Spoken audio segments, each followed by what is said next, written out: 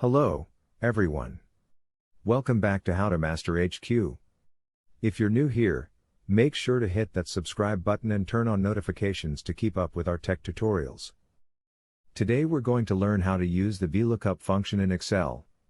This powerful function allows you to search vertically down the first column of a range for a key and return the value of a specified cell in the row found. Let's get started. Step 1. Open your Excel workbook and go to the cell where you want the Vlookup result to be displayed.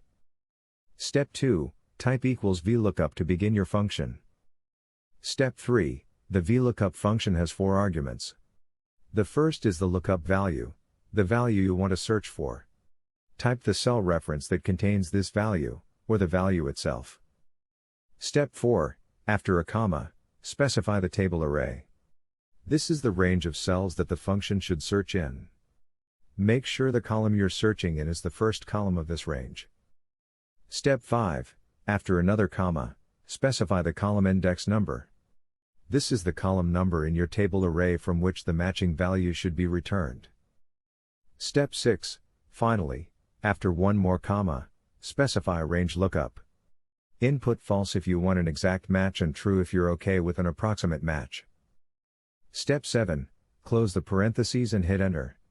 Excel will now find your lookup value in the table array and return the corresponding value from the specified column.